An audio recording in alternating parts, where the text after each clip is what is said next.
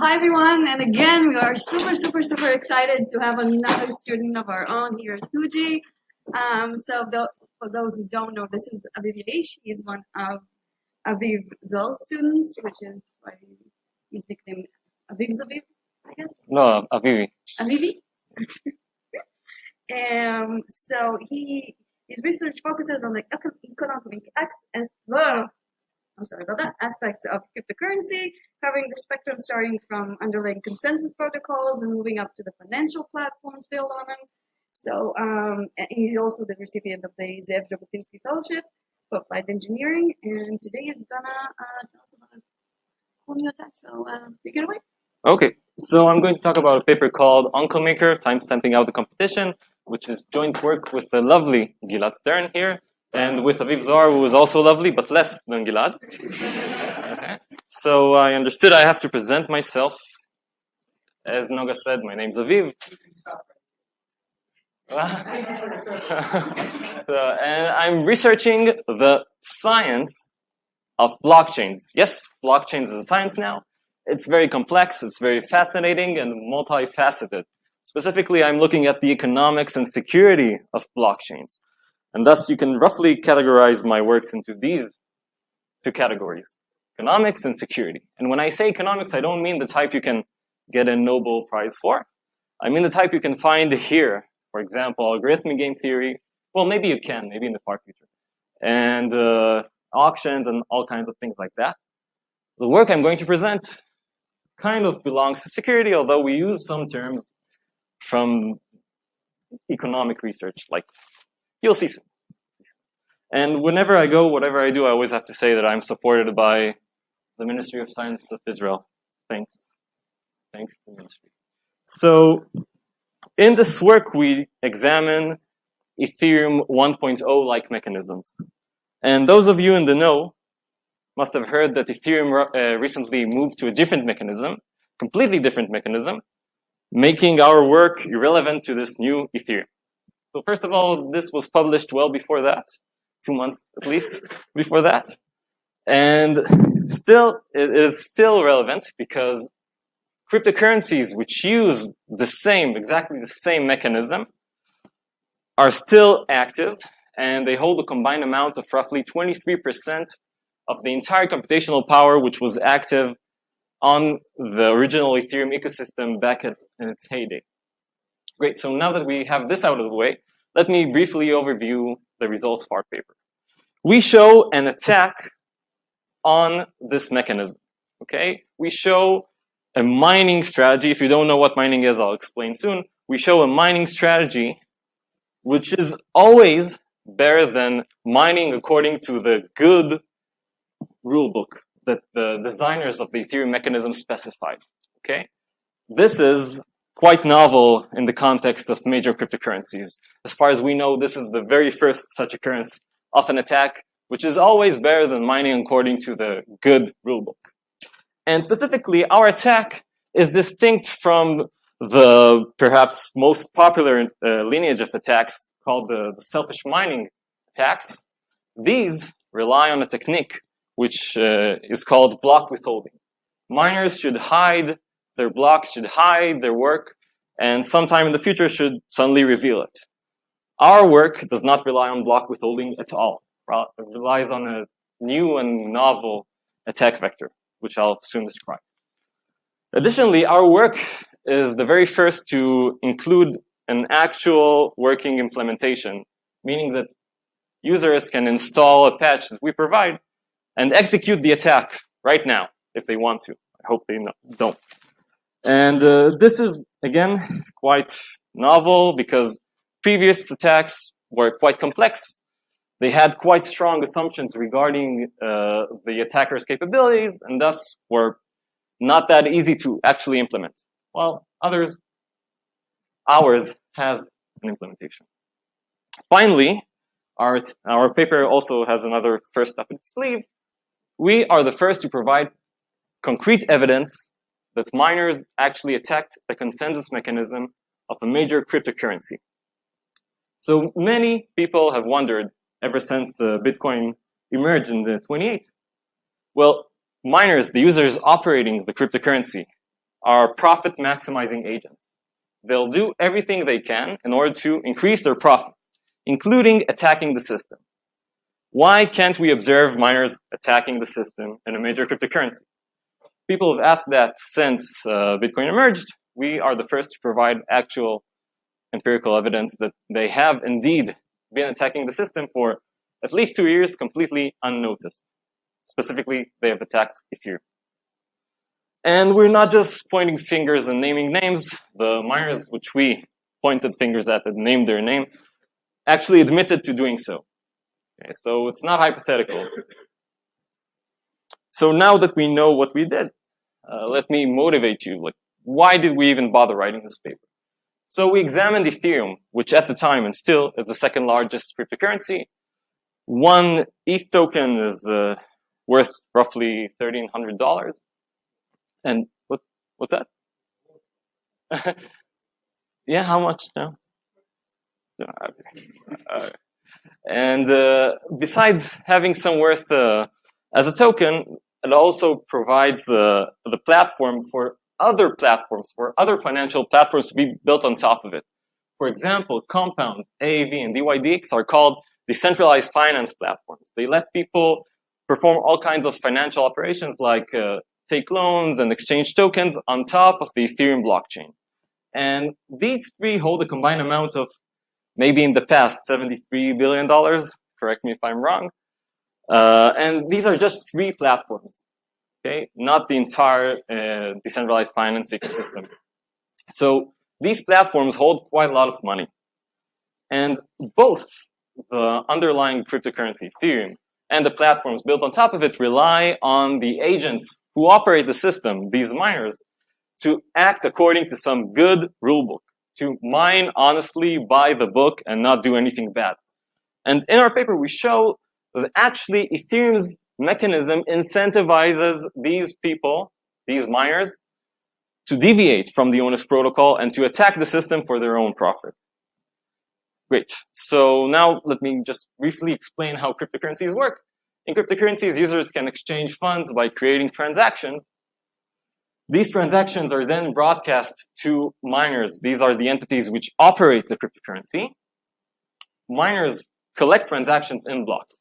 In order for a transaction to be recognized as if it actually happened by the system, it must be contained within a block. And in order for a block to be considered as valid, it must contain an answer to some cryptographically hard puzzle. And such an answer can only be found by applying brute force as far as we know today.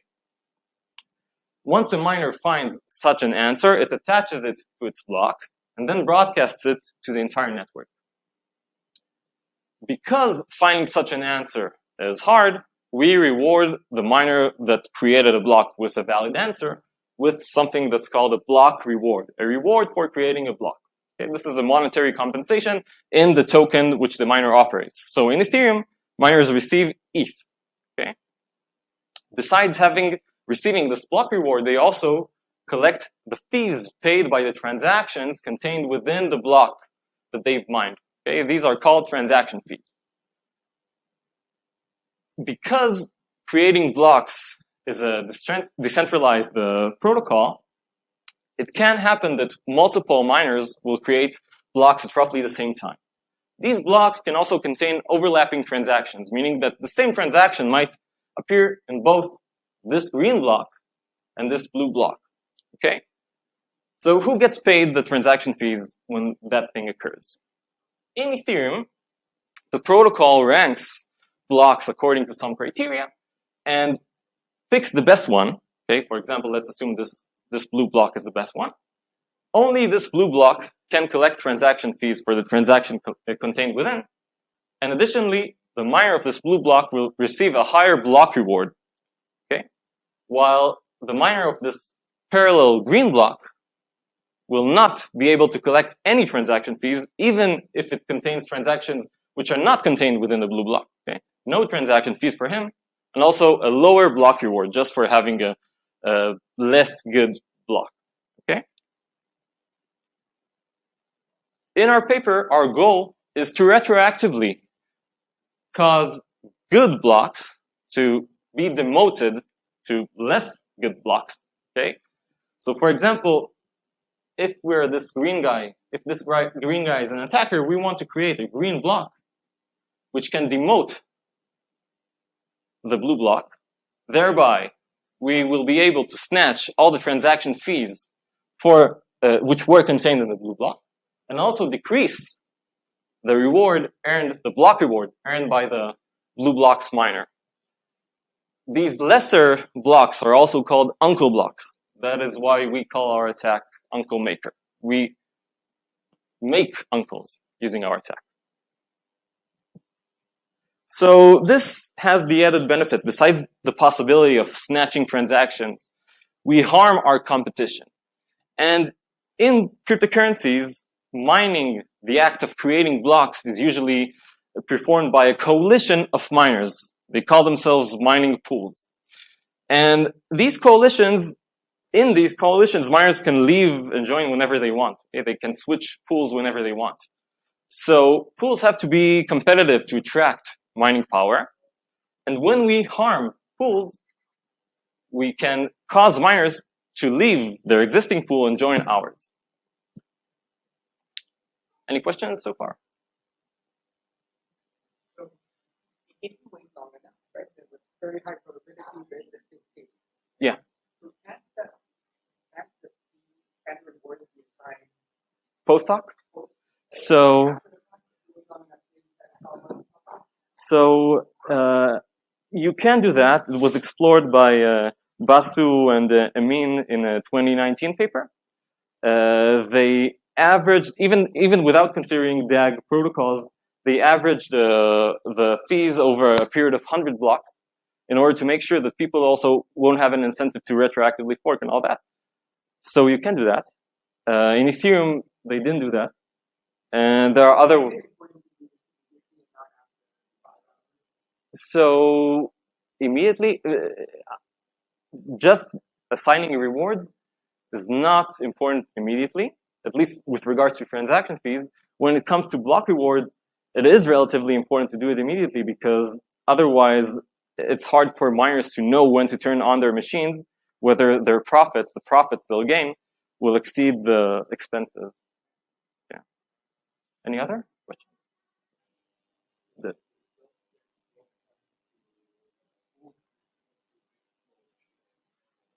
Yeah, that's why I said just the rewards, not the approval. But that is an excellent point. Any other questions? Don't be shy, students, someone. Okay, I trust that it was super clear, and if you'll have questions, really, ask. So, because the block creation process is decentralized, it's reasonable to assume that if there are less miners, if miners suddenly leave, the block creation process will be slower, and vice versa.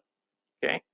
But this is problematic because cryptocurrencies usually rely on some very special block creation rate in order to operate correctly. If the block creation rate is lower than that, our throughput will be harmed, right? Transactions are contained within blocks. If we have less blocks, we have less transactions. It's not good. If the block creation is too high, it might have implications for the security of the system.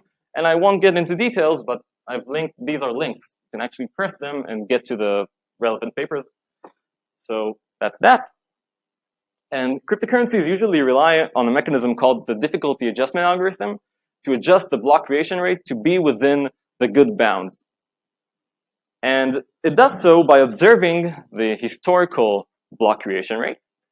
If the historical block creation rate was too high, this means that the block creation process is too easy, and thus the algorithm increases the difficulty of mining to make sure that the block creation will drop, and vice versa. Even just estimating the historical block creation rate is hard, because it might depend on the node's location within the network, right? Network delay can affect the observed block rate. So in order to mitigate that, cryptocurrencies usually require that blocks contain timestamps which attest to the time the block was created. Okay? This helps objectively measure the block creation rate. In Ethereum, this rate, the dream rate, the good rate, is roughly 1 block per 13 seconds. Actually, they change it all the time. They used to change it all the time. When we wrote the paper, it was 1 per 13 seconds. And in Ethereum, the DAA works in the following manner.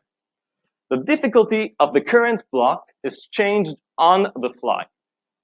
And the difficulty depends on the amount of time that has passed since we last observed a valid block. So if, for example, we last observed this block 1 second ago, Ethereum's DAA will set the difficulty of mining the current block, this blue block, to be relatively high, to make sure that miners will wait roughly 13 seconds in expectation until they succeed. While if a long time has passed since this block, more than 1 second, for example, 20 seconds, and still no one has successfully mined the valid block, Ethereum's difficulty adjustment algorithm will decrease mining difficulty to make sure that we won't have to wait much longer. So difficulty is changed on the fly. As I said earlier, it might happen that multiple blocks are mined at roughly the same time. And in Ethereum's protocol, the best block is picked according to its mining difficulty. The block with a higher mining difficulty will be picked as the main block. It will be picked to be part of the main chain of good blocks. These blocks are also called like parents or any other form of parental lineage, while the other blocks, the lesser blocks, are called uncle blocks. Any questions so far? Great. So our goal is to take some main chain block, for example, this B1, and retroactively demote it to become an uncle block. To do that, we will require our attacker to mine a block in parallel to B1 after the fact, okay? After we observe this B1, our attacker will start creating this parallel block BA. And in order to make sure that our block will be preferred over this existing block, we will require our attacker to lie about the block's timestamp, specifically to say it is lower than the timestamp of the block we want to replace. In our paper, we prove a series of claims that culminate with this theorem, Theorem 1. If the timestamp is chosen in the correct manner and the attack is executed at the correct time, this BA will succeed in demoting B1 to become an uncle. And additionally, the difficulty of mining BA, although it is higher than the difficulty of mining B1, will not be higher than the difficulty of mining this BH block according to the Onus protocol. The Onus protocol specifies that whenever miners see some block, some latest block, they will mine on top of it, okay? So the entire network tries to mine this block. By following our attack, an attacker can create a block which will not be more difficult to create compared to the Onus protocol, okay? So the sketch of the proof is we first of all outline the conditions that are required in order to retroactively replace blocks. We analytically derive the constants which are required for the various timestamps in order to actually replace the block. And we additionally trim the space in order to only look at the possibility, at the settings at which it is possible to create this attacking block in a manner that has the same difficulty as mining according to the Onus protocol. After that, we again show via a series of theorems that our attack is always at least as profitable as mining according to the Onus protocol. And the proofs follow in roughly the same manner, these two ones. We model Ethereum mining using an MDP, using a Markov decision process. And we show that at each transition, the absolute profits are always at least the same by following our attack compared to using the Onus protocol. And we additionally show that the relative profits obtained by our attack are always at least the same as those made by following the Onus protocol.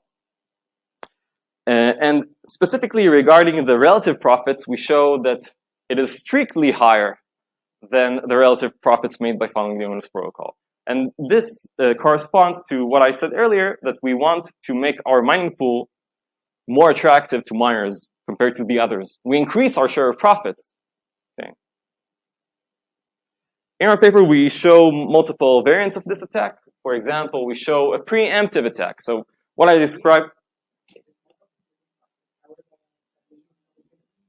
So the probabilities actually depend on the mining difficulty, right?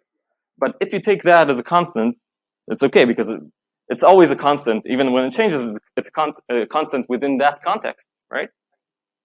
And then these transitions solely depend on the attacker's strategy and share of the computational power. And that's it.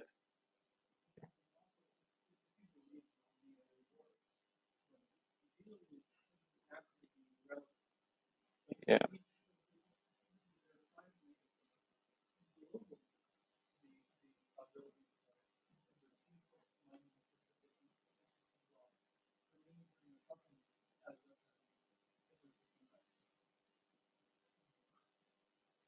Yeah. So the attack I described was after the fact. After we observe a block, we try to retroactively replace it.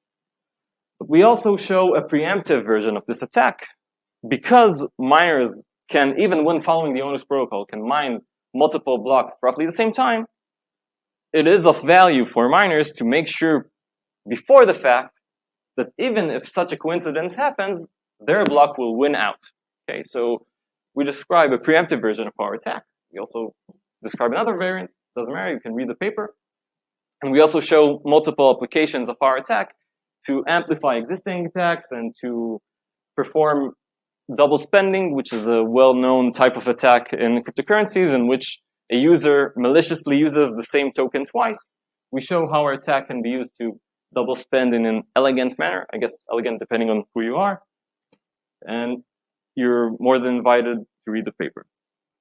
So, as I said, in our work we provide empirical evidence that this attack was actually executed in the real world. To do that, we compare the distribution of block creation times to the supposed distribution it's supposed to have.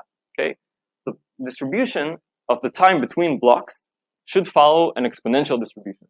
Okay, so if we depict it as a graph where the x-axis is the time in seconds between blocks, and the y-axis is the amount of blocks we're supposed to see with the respective time difference, the exponential distribution should look somewhat like this.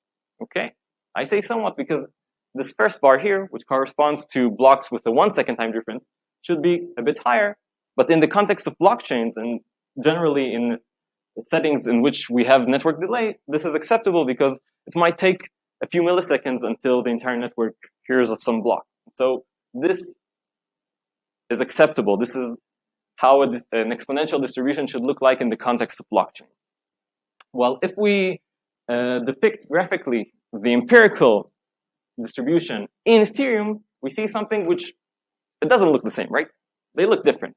Specifically, the bars which correspond to blocks with an 8-second and 9-second time difference look extremely weird. Okay, and this used data from over 3 years of Ethereum blocks, right? Millions of Ethereum blocks. It's not purely, well, hypothetically, it's not purely due to chance, okay? And these weird anomalies repeat themselves at the 17 and 18 seconds, and at each second, which is divisible by 9, and the second before that. I see Michael smiling. Whose side are you on? Not sure, okay. So this was weird, leading us to try to figure out what might be causing this. And to do that, we tried depicting the same histogram, but separating it according to the miners who created each block. Okay, so in this graph, we show the histogram per miner of the block creation times. Okay, so for example, Ethermine, the largest Ethereum mining pool, is depicted in red, and its histogram looks almost exactly like we'd expect. Okay, And the same goes for the other miners besides the green one. The green one, again, exhibits anomalies exactly at the 8 and 9 seconds, and again, at each second which is divisible by 9 and the second which precedes it. Specifically, F2Pool never mined, over the course of 3 years, never mined a single block with a timestamp which is 9 seconds after its ancestor. Not even one. Okay? While it mined an overabundance of blocks which correspond to an 8-second time difference. When I say overabundance, it's almost twice as much as they should have. And again, this repeats for all the other seconds. This is what you'd expect to see from miners who employ our attack. A weaker variant of our attack.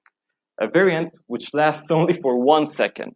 And why did they pick these specific seconds? Because according to Ethereum's mechanism, mining difficulty decreases exactly after 9-second windows. Okay? So mining difficulty is constant here until the 8 second. Then it decreases for the 9 to 17 seconds, etc. Okay? So F2Pool decided that whenever, for the exactly same second at which mining difficulty should decrease, they will jam their clock to remain at the preceding second, thereby attempting to mine a higher difficulty block. Okay, so this corresponds to the preemptive version of our attack. This attack is not without its victims. If we look at the histogram of uncle blocks mined by mining pools, we see that all of F2Pool's competitors have an overabundance of uncle blocks exactly when the attack was executed. Okay, meaning that they lost all the transaction fees for the blocks there. And I might have not stressed it enough. Transaction fees are a huge part of the profits made by miners. So in one of my recent works, I've shown that certain transactions, single transactions, pay fees in excess of $1 million. Single transactions, just one transaction out of a potentially many in one block. Okay? So these blocks, which are suddenly uncles, might not seem like a lot here, but it amounts to tens and maybe hundreds of millions of dollars. And besides, so we're doing this now.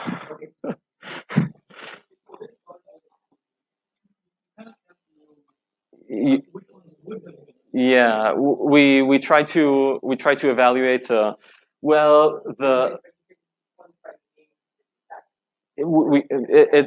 it's hard. We can say that. Yeah, what would have happened if F2Pool had the same uncle rate as the best honest mining pool, and then use it to empirically, well, the difference between this and the actual data is their gain, right? Exactly, like, yeah. Only for the affected blocks. Yeah, that's what we're doing right now. Hopefully by the end of the month, if everything goes according to that. Great. So, by the way, F2Pool was the second largest mining pool in Ethereum at the time. Okay, it's not like just small player doing some bad stuff. It was the second largest player. Okay. Your graph seems like very clear. Something really, really wrong. Nobody ever read this. Like, check. This seems like a very plausible sanity check, just to make sure that everything like. So you say it's obvious. When Gilad and I were first talking, we actually explored something completely different. And for our purposes, we wanted block times to be relatively concentrated at the lower seconds. And I told Gilad, well, the miners probably lie about the timestamps because of this, right? And then we Googled it. No one talked about it. No one ever. So it might have been obvious, but Ethereum has been running since at least 2014, I think. And nobody ever just plotted it and thought. Nope. Until we came along. Yeah. To quote Vitalik, great work. He actually said that. Yeah. So in our paper, besides showing the attack and providing a patch, we also provided a patch to mitigate the attack. Specifically, we mitigated just one of the many variants of the attack, okay? And even this mitigation is not perfect in the sense that it relies on the strong assumption that network connectivity is relatively good, okay? We don't know if Ethereum's mechanism is actually good even with this patch, because Ethereum's mechanism does not have any proof currently. So we hypothesize that probably such attacks or other attacks cannot be completely mitigated without completely replacing the difficulty adjustment algorithm. Great. So now let me briefly overview some of the previous works. As I said, almost all of them rely on miners withholding blocks, meaning that they hide their blocks and reveal them sometime in the future. This line of work started with the selfish mining work by Eyal and Tzir in 2014, continued with a bunch of others, just 3 out of really tens of papers. And they all are better than mining according to the EOS protocol in expectation, okay? They're not always better, while our attack is always at least as good. Additionally, all of them are unobserved. People have tried actively looking for evidence of such attacks in the wild, but could not find it. Okay. So to conclude, cryptocurrencies, in order to operate correctly in a good manner and ensure that the users enjoy a good quality of service, need to align the incentives of all system participants to do so, okay? In order for cryptocurrencies to work, incentives should be aligned to make sure that no one has an incentive to attack the system. As some Roman poet said sometime in the past, who guards the guardians? So in cryptocurrencies, the person who guards the guardians is the mechanism designer, okay? That's the mechanism designer's responsibility. But in Ethereum, the mechanism designers didn't align their incentives properly, leading miners to actually attack the system for profit, which shouldn't surprise anyone because they're profit maximizing agents. Okay, so that's it, if you have any questions.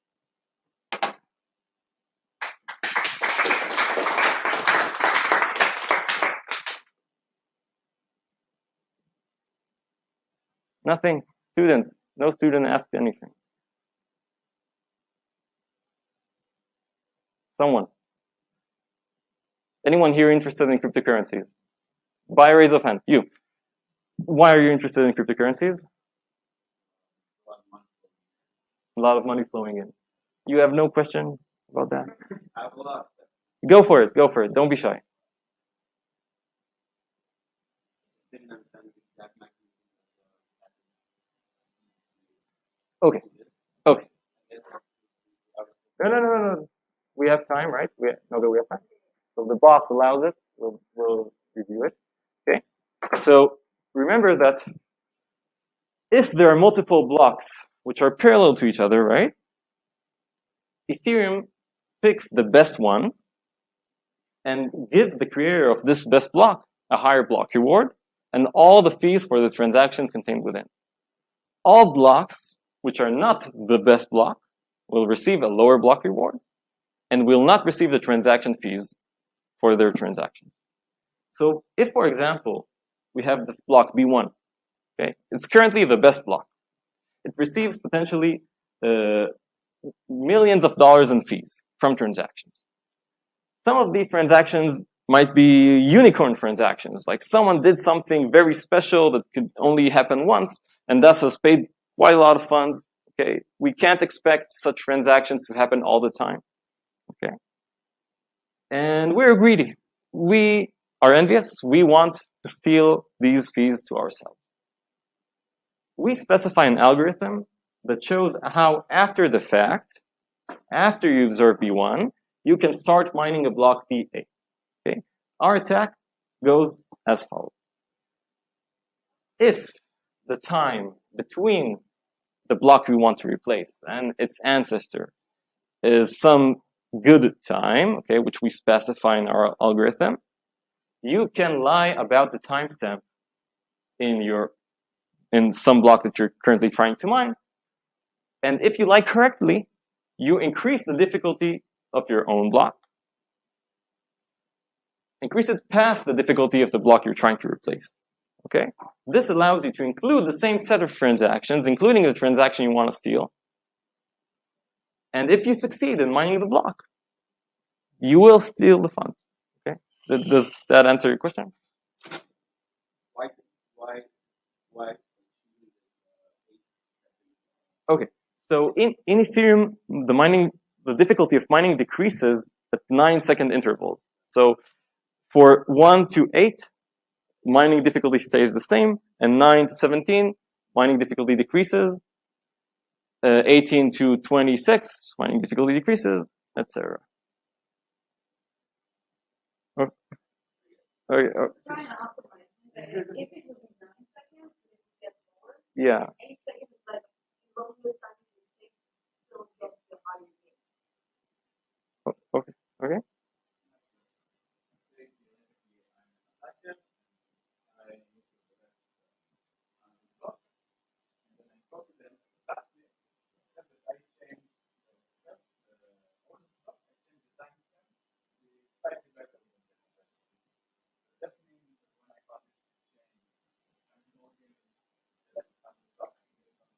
So the thing is that you need to mine 100 blocks for what you propose. You can't copy because each block contains a reference to the hash of the preceding block, and the timestamp is part of the data which is hashed. Okay, so if you change the timestamp of one block, it changes the hash of that block. Okay, so the next block references the hash of the previous block. This hash is now changed. You can't use the new block, the second block, as is. You have to completely redo the work. When I'm making an answer, I'm locking the timestamp in seconds, then I'm locking the button. So yes, and also we only look at attackers who want to replace the last block. So it has no other blocks that point to it. When I replace it, the hash changes. Yeah.